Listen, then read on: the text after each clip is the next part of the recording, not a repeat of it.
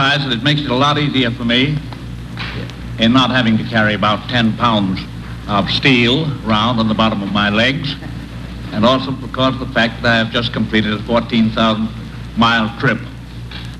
Speaking in all frankness, the question of whether it is entirely fruitful lies to a great extent in your hands. I'm Colonel Joseph Gregory Mayton, United States Air Force retired. I'm going to tell you how I came to be a member of the American delegation at the Yalta Conference, which brought together President Roosevelt, Winston Churchill, and Stalin in a summit meeting. Hello, I'm Ted Baer, Chairman of Good News Communications, and I have the pleasure of talking with Colonel Joseph Mayton. Colonel Mayton, you've been on my radio show, and now it's a pleasure to have you on television talking about your experiences at Yalta. Now, you're one of the last surviving individuals on the American side who was at Yalta, is that right? I would say probably there are not more than a half a dozen people in all three delegations living today. How did you get to Yalta? Why were you there? At the time of the fourth inauguration of President Franklin D. Roosevelt, in January of 1945, I was head of the Russian section of the Office of Strategic Services, which is a part of the Joint Chiefs of Staff. We were an intelligence organization. And I was dealing, obviously, with Russian intelligence. My organization was feeding information to the Joint Chiefs of Staff and through them to the President of the United States. I was really very much surprised when on the 18th of January 1945, sitting in my home with my wife in Washington, D.C., listening to the 6 o'clock report, which I always listened to because Drew Pearson at the time was delivering broadcasting the news. And after delivering the news, he said, now, confidential, exclusive, I have it on good authority, that immediately after the inauguration, the President will be going to Russia, in a place in South Russia, to meet with Stalin and Churchill. And I almost jumped. How come? I didn't know this thing in as much as I was privy to everything else that was going on at the time. And my wife kind of looked at me, how come you didn't tell me? Well, the next morning when I came to the office, I asked members of my staff, did you know there was going to be a conference between the President and Churchill and Stalin?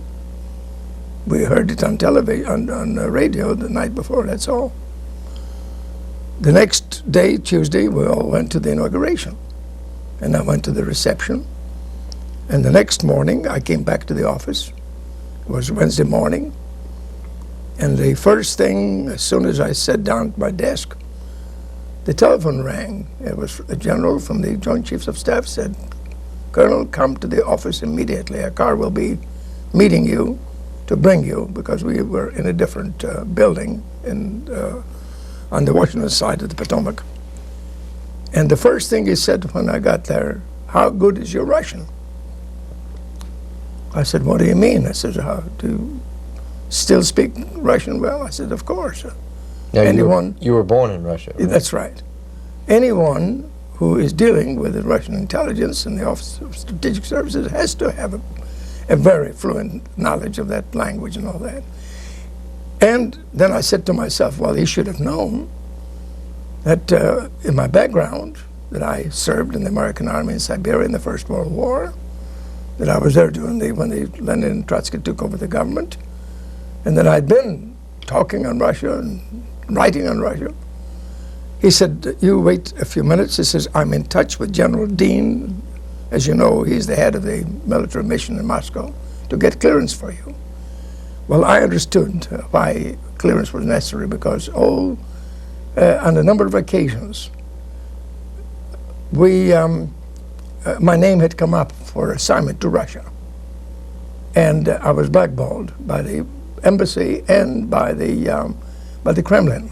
Now They that was because you opposed communism. That's right. They knew a great deal about me. The embassy, as a matter of fact, knew because as I say, I've been speaking on Russia in colleges and writing on Russia. He came back in a couple of minutes. He said, "You've been cleared." Again, I understood why I was cleared, because I was going with the President of the United States in the first place. I knew that's what he told me already, that my assignment was going to be. And secondly, I was going to be only a short period of time and confined to an area. I couldn't do much harm. Now, Colonel Mayton, you know, a lot of people have said that Yalta was a mistake. A lot of people have looked at Yalta as giving away Eastern Europe, it's giving away millions of lives. What are your thoughts about that? It was a mistake in the first place. I don't think that Roosevelt should have agreed to go to Yalta. It should not have been, the conference, if it were to be held, should have been elsewhere than in Yalta. We shouldn't have gone to Russia. I think should have had Stalin come to either the United States or some neutral country, just like they had before. The President had met with Stalin at Tehran in October of 1943. Why was it necessary to go to Yalta? I never have been able to understand that part of it. In the second place, the President was not really, when I saw him on a number of occasions, on Inauguration Day, for instance, and since that time, a couple of days, he looked awfully worn out. He apparently had contracted a cold during the campaign and he never was able to throw it off, because he continued, as a matter of fact, coughing all the time. And when I saw him at Yalta, when he got off the plane, he looked awfully haggard to me. He looked like a person, you know, was half sick. Now, Churchill wasn't too pleased with what went on there, is that right? That's the story I've heard from any number of people that I've talked to while at Yalta. Did you get a chance to talk to him? Yeah, I had a chance to talk to Churchill, yes. Yes, I did have. But of course, I didn't discuss, obviously, you know, the condition of the President.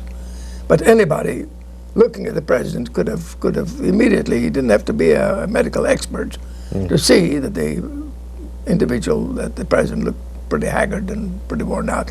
One thing that is rather interesting, we all landed at a naval base about 90 miles from Yalta.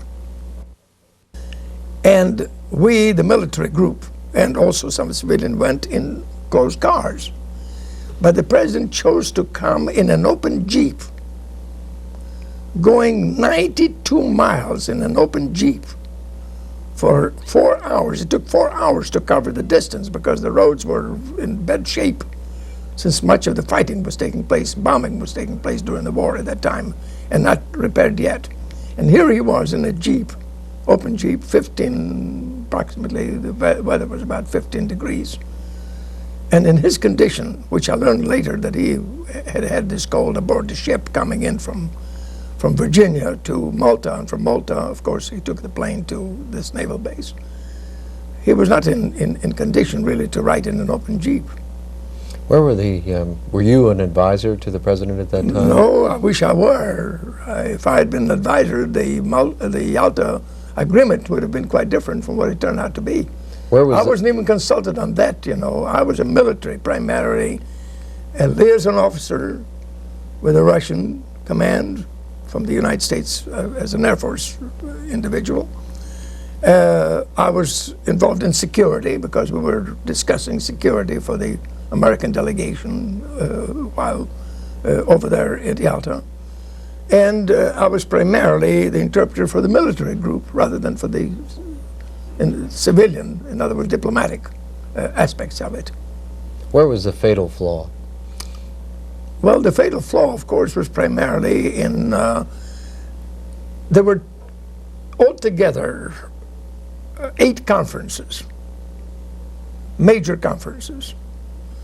There were several conferences at which the American staff was present. The Secretary of State, the American interpreter, Charlie Bolin, who was a State Department official, Admiral Leahy, who was naval advisor to the President, he was present. Harry Hopkins was sitting right behind the President. Alger Hiss was another one sitting behind the President. The infamous Ultra His. Yes. Stettinius was Secretary of State at that time. He was sitting also next to the president. And another one was another state official, State Department official. Well, of course, the British delegation and we military people met separately. The Chief of Staff, as a matter of fact, was not even present at that time. Then President Roosevelt had 2 conferences with Stalin alone. Even Churchill was not present. And there was no American interpreter with him. There was a Russian interpreter, a young Lieutenant Pavlov, who was Stalin's interpreter. Shocking. Only 2. That's a shocking... To me, it was shocking. We know what happened in the 8 conferences. In fact, I have in my files today practically a complete discussion of what was going on in those conferences. They were published 10 years after Yalta in the U.S. News and World Report, and I have them. But the 2 conferences separately held by Roosevelt and Stalin in Roosevelt's quarters. Those were the old Tsar's quarters in the Lebedev Palace, to which Stalin came to meet with Roosevelt personally. We don't know what happened in those, but we can only surmise. Of course, the Assistant Secretary of State at that time wrote a book called Imperium, saying that Roosevelt had committed collusion at that point with Stalin. We have some film footage, and we should touch upon that again if you remember that point. We're going to have some film footage right now. And, I understand you shot some of the film footage, yes, is that right? I took some film. The Signal Corps took film, of course, of everything, and I got some film from the Signal Corps and combined it with mine and made it into a 16mm film, which I still have, the original film I've still got. Well, let's look at it. This was the Naval Air Base, about 90 or 92 miles from Yalta. Who is this man? This is Molotov, the Secretary of Foreign Affairs. You knew Molotov, is that Oh, yes, right? I talked to him, yes. I talked to him any number of times while at the naval base and then later at Yalta. Now, he had a treacherous reputation. What are your thoughts? Yes, well, the treacherous reputation is when he was negotiating with Great Britain and France for an alliance in August of 1939, while at the same time he was negotiating with Ribbentrop, the foreign minister under Hitler, and practically betrayed, Great Britain and France, and signed a pact with Hitler. You know, we downplay that Russian-German pact that was responsible for dividing up Poland. Is that if right? If it hadn't been for that pact, there would have been no war. In other words, Hitler had to secure the neutrality of Russia to do what he did in invading Poland. And if it hadn't been for the pact, I don't think Hitler would have dared, as a matter of fact, to invade Poland. But he effectively neutralized Russia for the first... He neutralized Russia through that pact. Who else are we seeing here? Here is the British military group, Marshal Alexander, speaking to the Russian command. Here is Anthony Eden, Secretary of Foreign Affairs of Great Britain, a very knowledgeable individual. See, we were coming in from Malta, and the planes were landing every few minutes, bringing the 2 respective delegations, the British and the American. See, originally, President Roosevelt met with Churchill at Malta. They had a preliminary conference. And then they came in on the 3rd of February. Right now, he's speaking to Molotov through the interpreter, the young man in the uniform who spoke Russian and English. Here is the ambassador of Great Britain to Soviet Russia. He's speaking with his boss, Anthony Eden.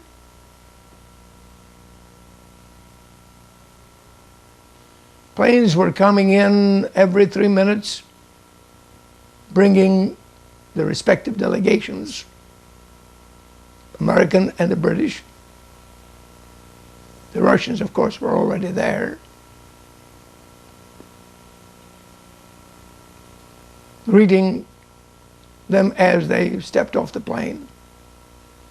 This is Admiral King, our Chief of Naval Operations. Next to him is General Somerville. This is the British group. Military personnel.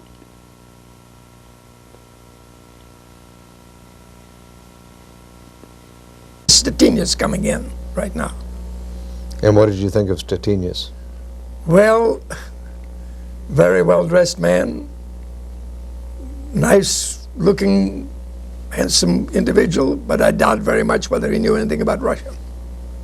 He'd been relatively new in the State Department, and he was an undersecretary under Cordell Hull when he was made Secretary of State, and I have serious doubt that he knew very much about it.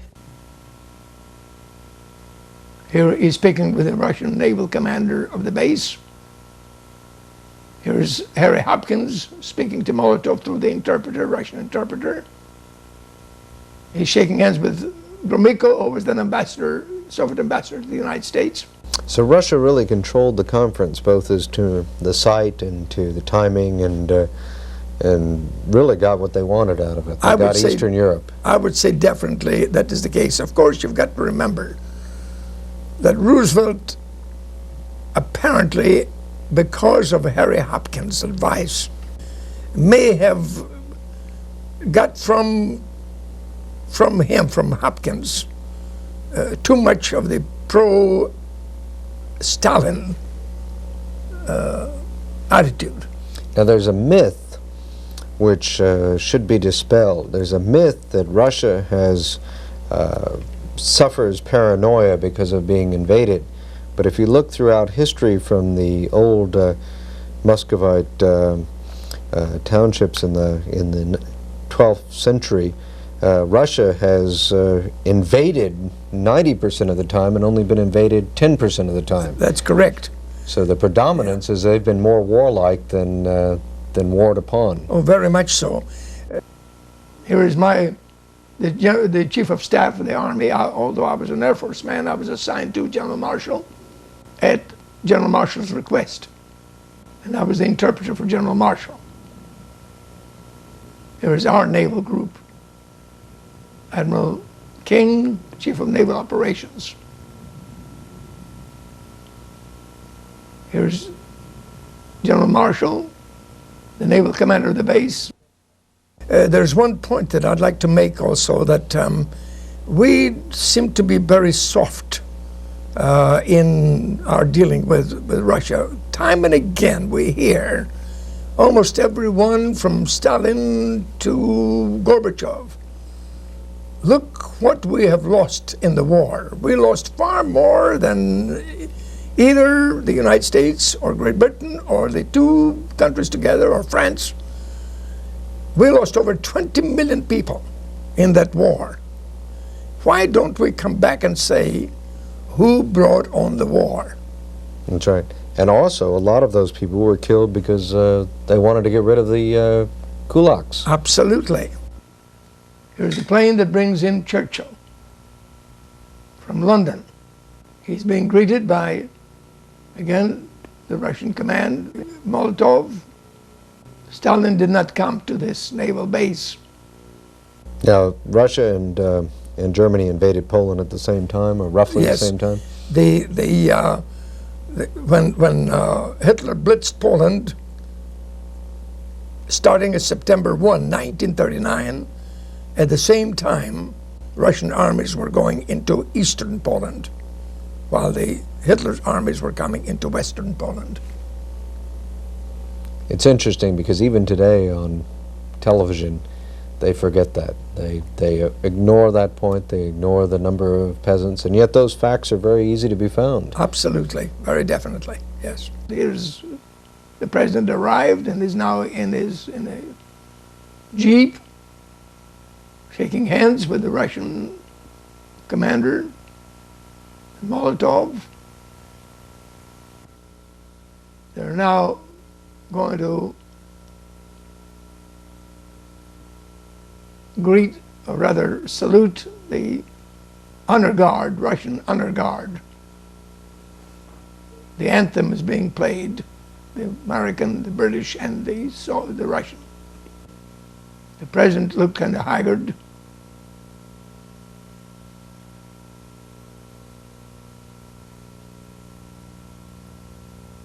Now, the passenger, the president and Churchill take the salute of the Russian honor guard. Here we sit down to talk to a man who was responsible for the murder of probably no less than 20 million Russians, 7 million kulaks or peasants, rich peasants they call them. The farmers that he wanted the to... farmer, the rich farmer. The farmer who, after liberation in 1861, had achieved, you might say, economic independence, so to speak. And so many, the aristocracy and the upper middle class, not less than 20 million were killed by Stalin in the period from 1928, when he took over and started his collectivization program, until the war started in Europe in 1939. And then, of course, the millions of Russian soldiers were killed, of course, in that war. And the point I'm making is that when they start telling us what a burden they carried, the number of people that perished, why don't we come back and say, who brought on the war? And I always go back to the pact with Hitler. What are these scenes of ruin? You see, Germany had occupied all that area, almost all the way to Caucasus. And when they were coming back, of course, when the Russians were driving them back after Stalingrad, all that area was bombed, and by the time we got, this was in 43 and part of 44, and the ruins were still evident when we were there in February of 1945. This is a cartoon that the Russians put up showing that the Germans were coming from the west. Now the Russians are going back to the west, driving the Germans back. Now this is the Black Sea, where Yalta is located, right in the Black Sea. This is on the way to Yalta now. This is the entrance to the gardens, beautiful gardens of the Tsar's palace. But of course this was February, so it was very... This was February the 3rd. Right now, February the 3rd, 1945. The conference didn't start until next day, February the 4th. During the occupation, it was occupied by Marshal von Manstein, while the Germans were in occupation of that area. These pictures are in incredibly good shape. I still, as I say, have that. I have still film, still pictures, and I have the moving pictures, 60mm film. Was there an awareness of the concentration camps, the Russian? Not in that area, no, because most of the concentration camps were in Siberia and in the northern part of the Arctic area. And so Roosevelt really didn't get an idea of what Russia was like. Oh, absolutely none. He didn't have any way of knowing anything except a very small area, the air base and around Yalta. Here we were coming in, you see, the naval group. I was with General Marshall. Now, you said that since you were born in Russia, some of the Russians recognized who you were? Well, I had several interesting incidents.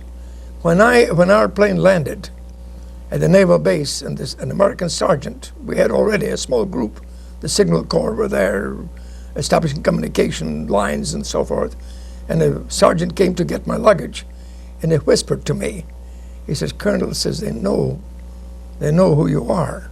General Marshall, General Somerville, and myself were entering the palace. The general turned over his secret papers to me, and I was carrying his briefcase.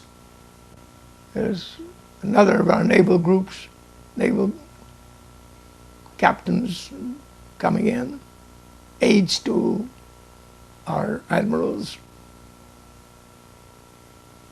We were all lodged in the main palace headquarters.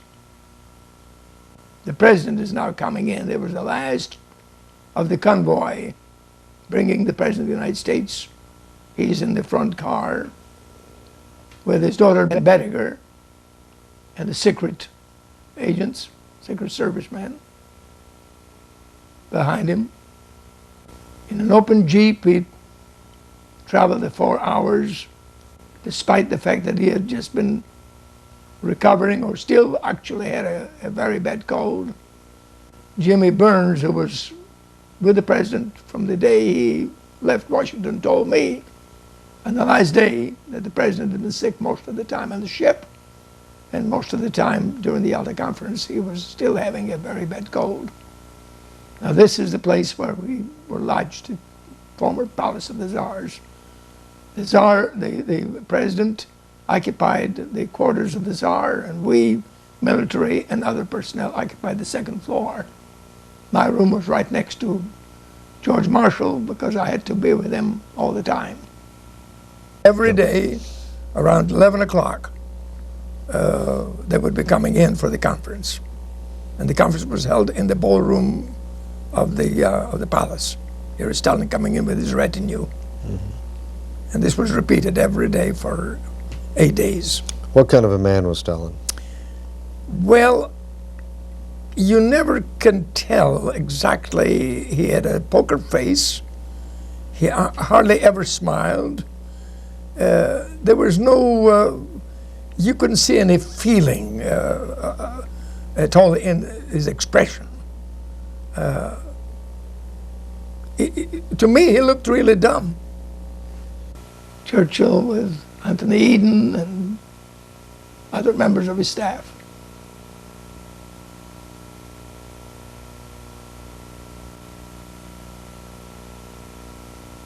The British group.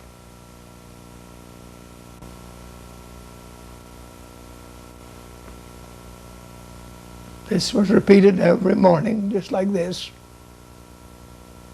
And we were taking pictures, or the army were taking, some of these pictures were taken by me and some from for the Army Signal Corps.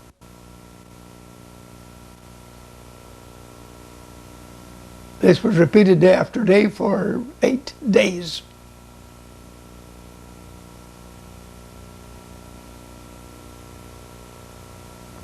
This is the guard. Every 2 hours there was a change of the guard. All the buildings where either conferences were held or where the delegations were lodged. Security was very tight. What impressed me is how well the guard, the members of the guard were dressed. I understood that much of the cloth came from the United States. The boots came also from the United States, because we were furnishing a lot of equipment to Russia ever since the Nazis took over, invaded the country. And when we were assisting, of course, Soviet Russia in the fight against Germany. Here it is in the conference room. Before sitting down to the conference, every time they came in, they picked up the agenda for the day. You know, in the beginning, Stalin studied in a seminary. Yes, he did. Know. Yeah. A Christian seminary, Yeah, and then he rejected Christ. That's right, he dropped out. Did you know, by the way, and I didn't know it until very recently, that Stalin was actually an illegitimate son of a Russian aristocrat, a landlord, and a servant girl. Mm-hmm. And the landlord bribed a cobbler, a shoe cobbler, to marry the girl. And that was Stalin's father, stepfather. When he was in school, he was chided about that. They have a Russian expression, sukin sin, which is translated bastard. Later, I also read somewhere that he killed his real father, the landlord, when he was about 14 or 15 years of age. And here is the conference table at which the 3 delegations met and made decisions, rather, of great importance affecting Europe as well as Asia. decisions which are affecting us even today.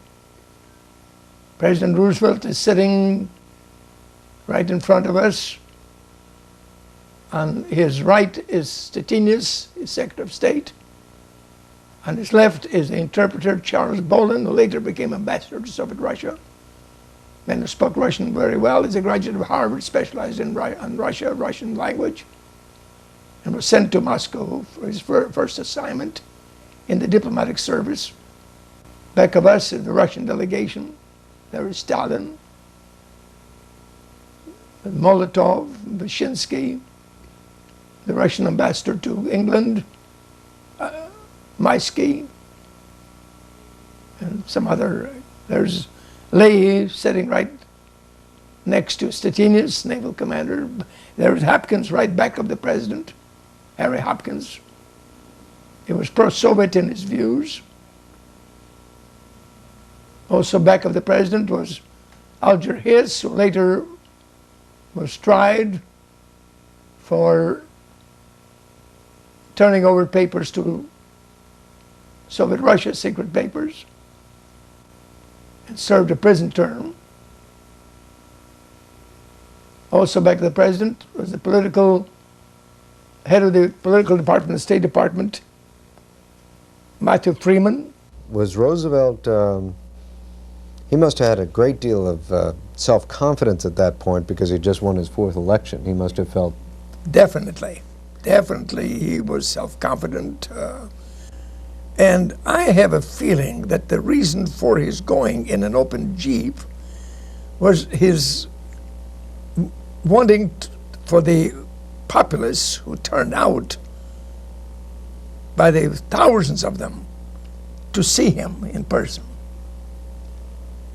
And that's why he wanted to ride in an open Jeep. I can't imagine anybody riding an open Jeep in that kind of weather. Every day for 8 days, these delegations met. James Burns, sitting next to Charlie Bolin, who was next to the president, took notes. He was the only one who took shorthand notes, and they're available. They were published later on in the U.S. News World Report. Not all of them. There were a lot of pages have been censored and are missing. So we don't know all of the facts. It was Churchill with his daughter Sarah. Churchill's the only one that really had a smile on his face with a cigar frequently in his mouth most of the time. He amused me in a way.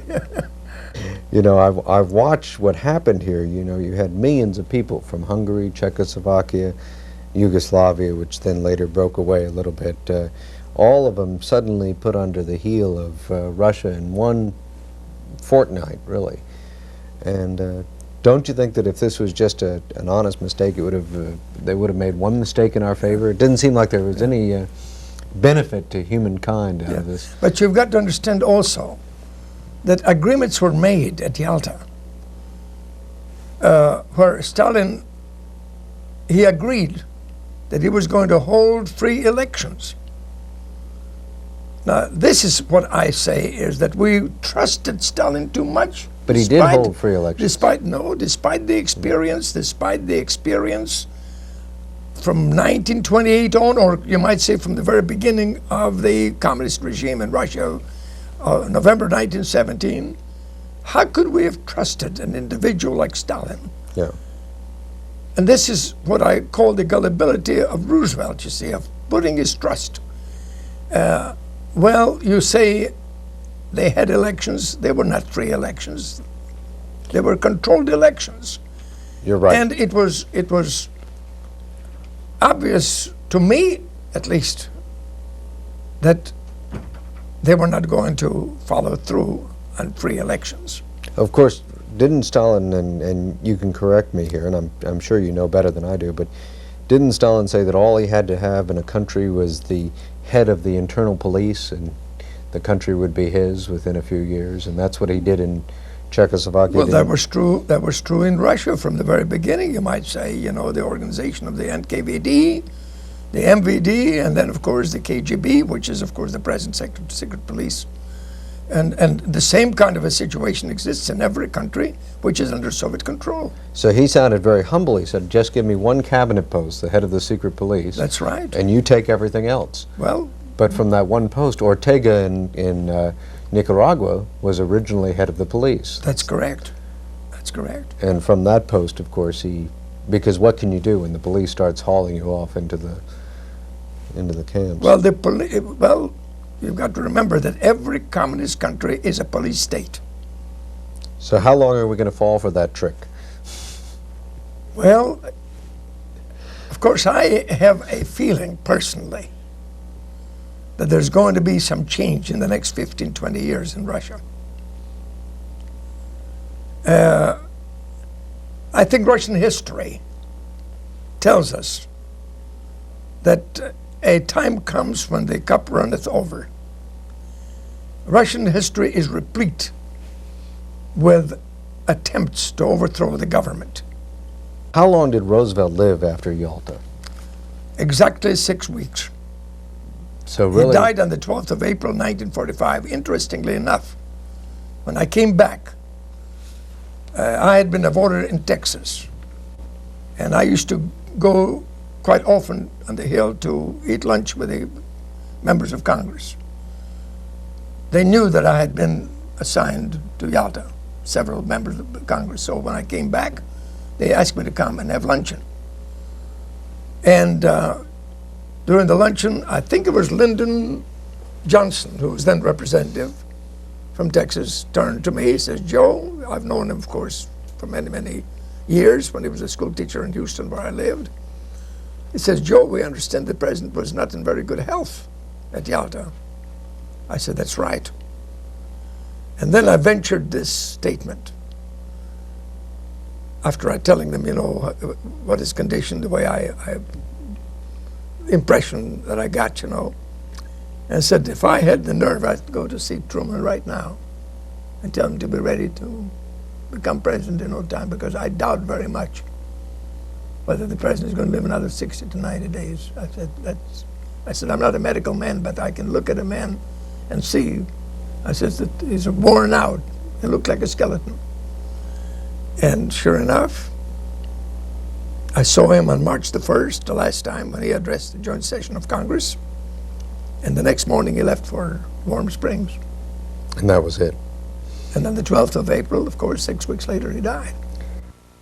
This part of the picture I was able to obtain. It is from the Tehran conference 14 months before, October 1943. This is my boss, Arnold, General of the United States Air Force, who could not attend Yalta because of some disability. But he was this is a picture of the president at Tehran in October 1943. Look at the difference, the way he looked there and 14 or 15 months later. What a deterioration has taken place in his health. And he was quite a handsome man in those earlier days, I should say. Now, there's a lot of statements that Stalin didn't live up to his promises. But what were his promises? To any of them. What were his promises? Well, the first promise would be that he was going to order free elections in every one of the countries which they occupied. He knew very well that he wasn't going to keep that promise. He already had formed his policy of what he's going to do, of making them satellites, of making them completely put them under the Kremlin control. There was no question about it. What condition was the Russian army at that time? Could they have held those countries if we hadn't given them to them? Yes, they could have held the countries, because those other countries didn't have anything, of course, to fight with and to drive out the Russians. But we committed, in my opinion, the biggest blunder we committed was in 1956. I fault President Eisenhower in that. In fact, even before then.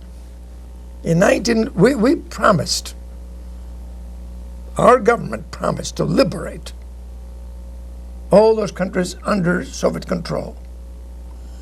Here the East Germans revolted in February of 1953. We did nothing about it. Again, in February of 1956, the Poles revolted. The Russians suppressed them. But the biggest revolt was in Hungary in November of 1956. And those Hungarian freedom fighters were very successful. They were about to take over that government completely when Andropov, who was then ambassador to Hungary, had brought in Soviet troops to suppress it. I have said this any number of times. These freedom fighters did not want any of our soldiers. They did not want any military help. They wanted ammunition. They wanted military supplies. We could have set the communist world on fire had we come to the aid of the freedom fighters in Hungary. There would not have been probably a Soviet Russia today if we had done that, because that would have started the fire in every one of the countries, in Romania, in Czechoslovakia, in Bulgaria, every one of them. In Yugoslavia was already half, you might say, free from Soviet control under Tito. But there's no question in my mind, but the fire would have started and would have probably spread into Russia proper. Instead, 37 countries have fallen to Russia. In that period of time, yes, since that time. That's right. And all of them basically through the same Very definitely, approach. yes, absolutely, yes. One of the heartbreaking things that happened right after Yalta, and I'd like you to give me a couple of the things that happened, but was the return of all the Soviet Army members who found themselves in the West and then were shipped back to Russia, many of which committed suicide. Now, why didn't Roosevelt stop that? That was another of our blunders. I call it a black page in American history, the so-called Clay-Sokolnikov Agreement.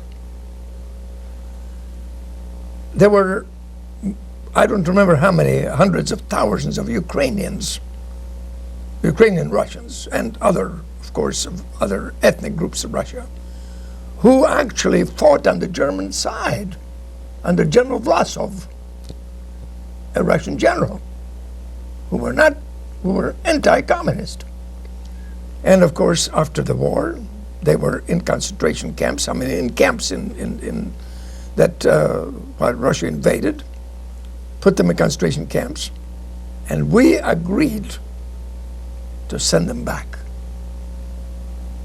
And they were jumping out of cars, of the boxcars. They were committing suicide. That's what they were doing, committing suicide. They knew what was going to happen to them. They were going to be sent to Siberia, and then the leaders would be executed. It's rather interesting to me that when I was a commander of the counterintelligence in Austria, in Salzburg in 1947, one of my captains, who knew that I spoke Russian very well, in one of my detachments, I had 8 detachments under my control, said, you know, I'd like to bring a couple of Russians, officers, to speak to you.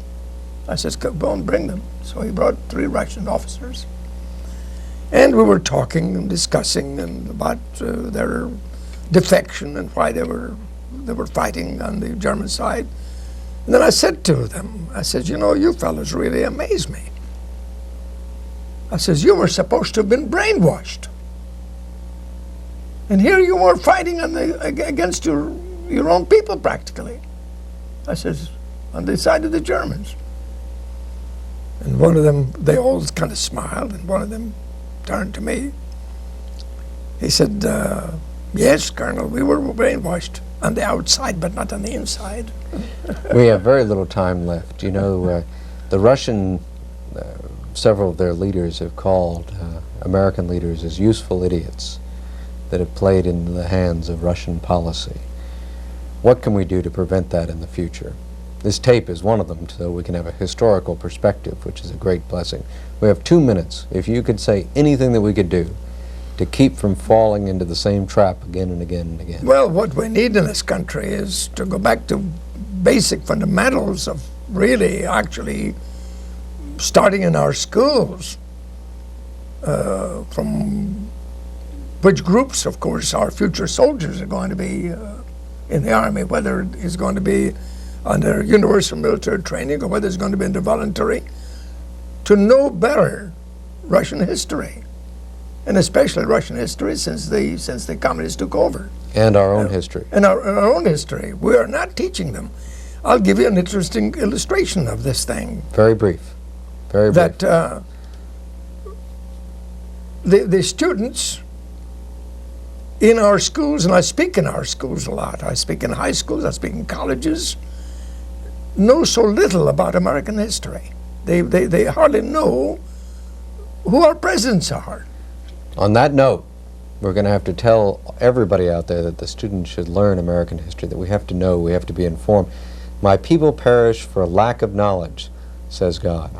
So I hope that we're going to have the knowledge to be able to defend ourselves from becoming at least useful idiots. Colonel Mayton, thank you very much. You're a wise man. You've done great things. We appreciate having you here, and I appreciate all that you've shared with us. Thank you. Glad to do so. Thank you.